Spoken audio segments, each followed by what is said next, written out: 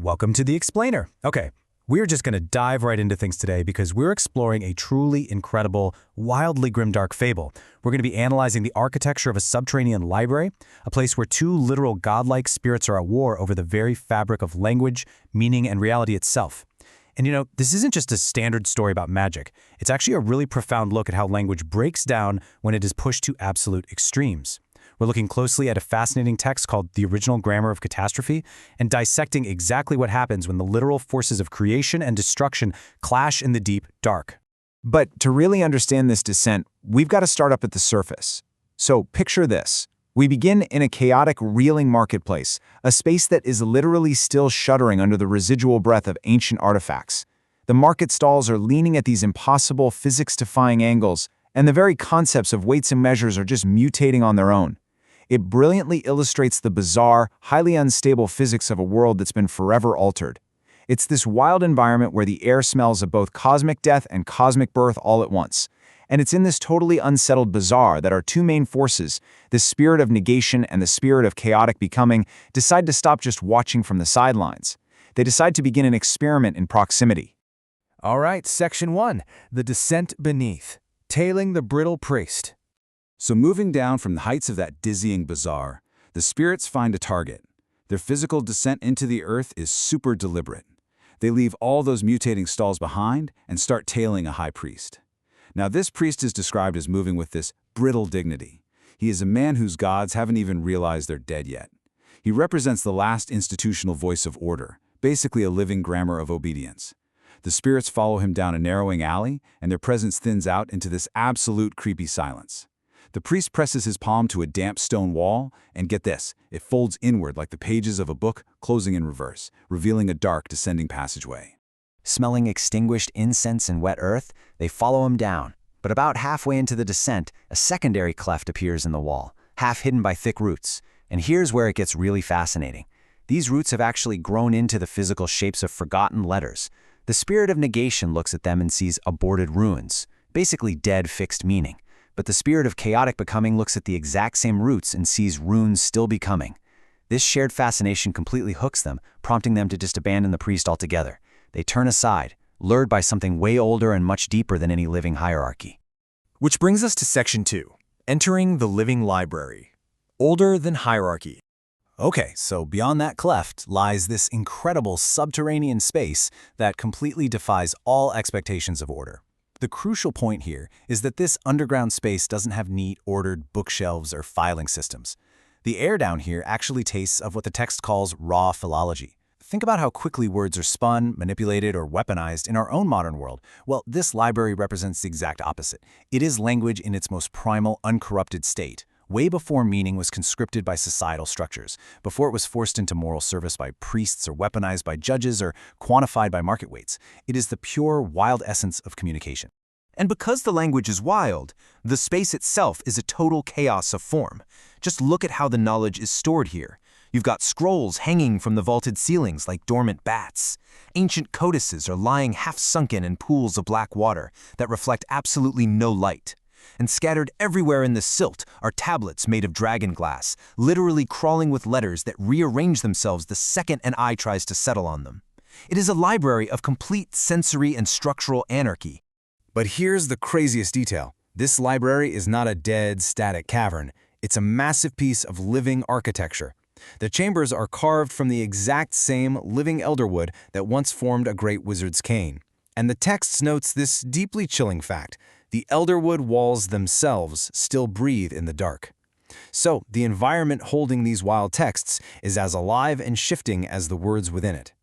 Section 3, Thesis versus Antithesis. The dialectic made architectural.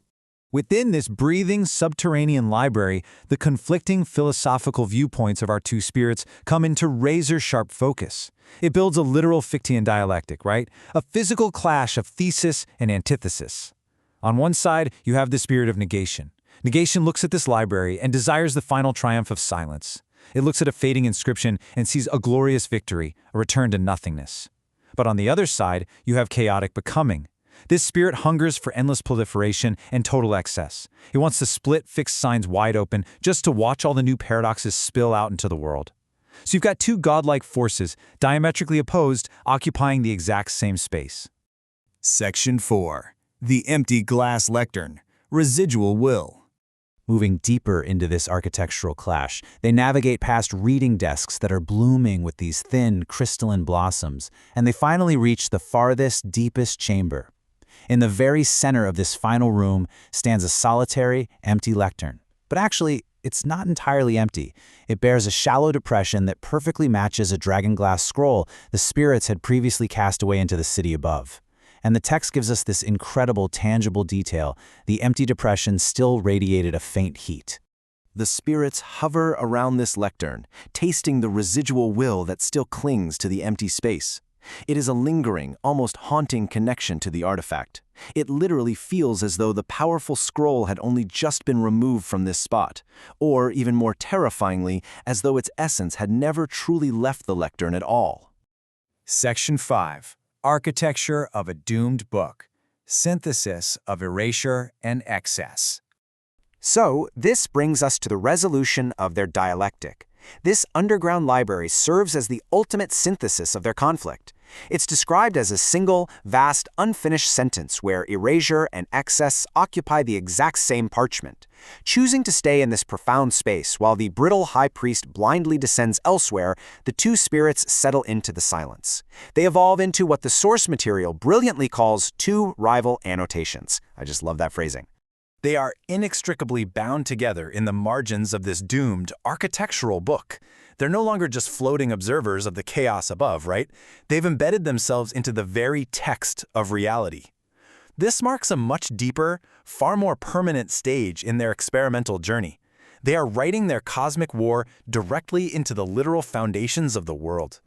And that leads us to Section 6, Grammar of the Catastrophe, from the perspective of the glyphs. To really grasp the gravity of what they found down there in the dark, we have to shift our perspective away from the godlike spirits and look at the shifting glyphs themselves, the raw language currently under siege. I want you to really think about this question for a second. From the perspective of those rearranging letters on the dragonglass tablets, a truly terrifying reality arises. What happens to a language when the dominant forces of reality demand absolute silence and erasure on one side and endless chaotic paradox on the other? Existing as raw meaning trapped between such polarized, immovable forces, it's a recipe for total foundational collapse. And that brings us to the core thesis of this entire fable. These wild glyphs, trapped beneath the earth, hold the uncorrupted, original grammar of the catastrophe. While the thief carries stolen shadows, the market man mutates, and the judge sentences the sky way up above, the true source code of their doom waits patiently in the dark beneath the marketplace, completely unopened and entirely unfinished. As this explainer reveals, the descent of the spirits into the library was absolutely not an end to the story. It was merely the turning of a much deeper, darker page in the fabric of their reality. They have entrenched themselves at the root of language itself, and it leaves us with one final, deeply provocative thought to chew on. If the original grammar of the catastrophe is still unread and unfinished, what kind of world is going to be spoken into existence when that page finally turns again?